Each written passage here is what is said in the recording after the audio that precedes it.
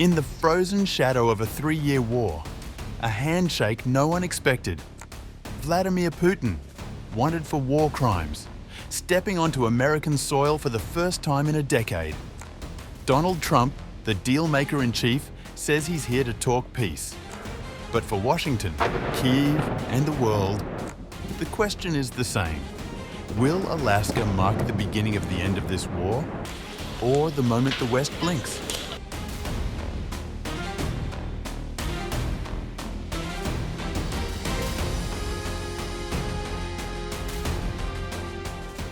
Russian President Vladimir Putin's visit to the United States, his first in a decade, represents a dramatic shift from the diplomatic isolation that followed the 2022 Russia-Ukraine war.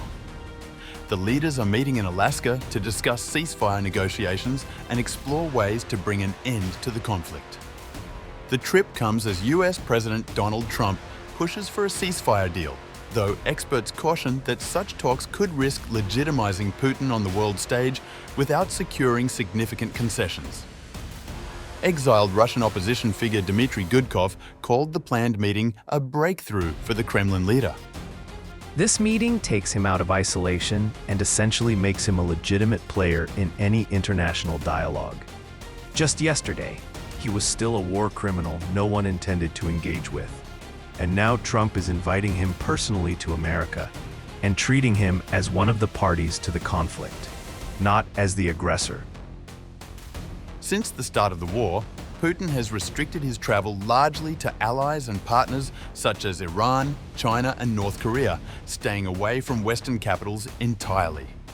That pattern shifted rapidly when Trump took office on January 20th, 2025. Within weeks, the two leaders held their first phone call, breaking the freeze that had been in place under Joe Biden's presidency. Since then, Trump and Putin have spoken by phone 6 times, while US envoys have traveled to Moscow for negotiations. Among the earliest contacts was a meeting between Trump's special envoy Steve Witkoff and Kirill Dmitriev, head of Russia's sovereign wealth fund. Analysts viewed these early engagements as signs that Washington was willing to discuss economic opportunities alongside political negotiations.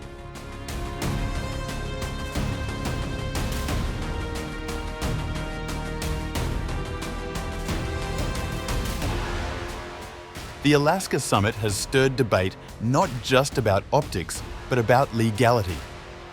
On March 17th, the International Criminal Court, or the ICC in The Hague, issued a warrant for Putin's arrest, accusing him of 2 war crimes: the unlawful deportation of people, specifically Ukrainian children, from occupied Ukrainian territories and their illegal transfer into Russia.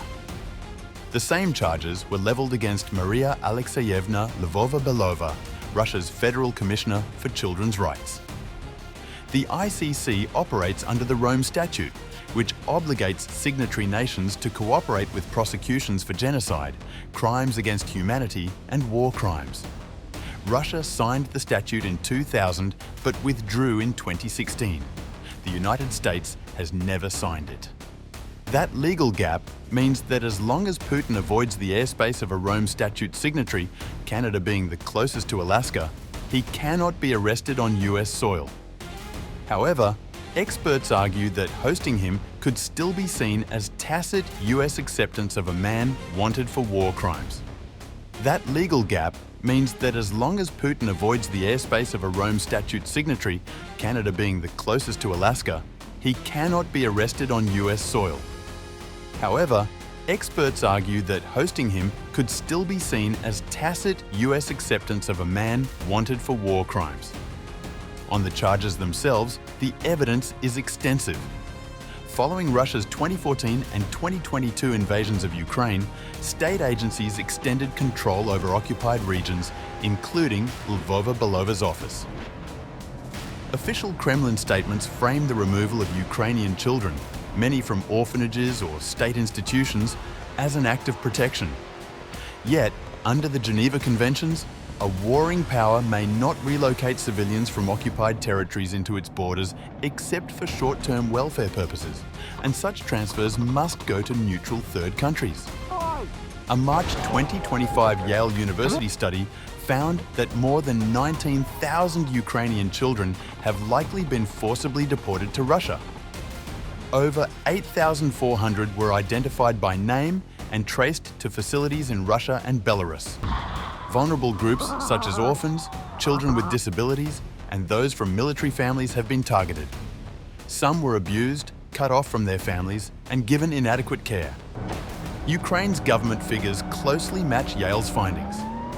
Of 19,546 known cases, only 1,509 children have returned, some through parental efforts, others after reaching adulthood, and a few by escaping. Ukrainian authorities accuse Russia of deliberately attacking Ukraine's future by granting these children Russian citizenship and facilitating illegal adoptions.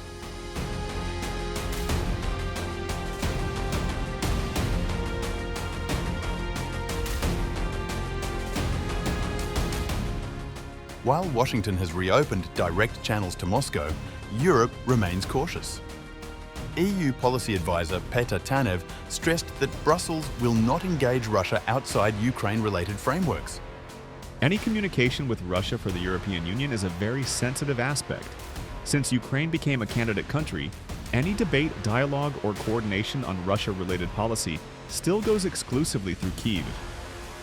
He warned that easing sanctions before Russia meets Ukraine's conditions would undermine the legitimacy of EU enlargement policy. For Trump, meeting with authoritarian leaders is not new, from North Korea's Kim Jong-un to Hungary's Viktor Orbán.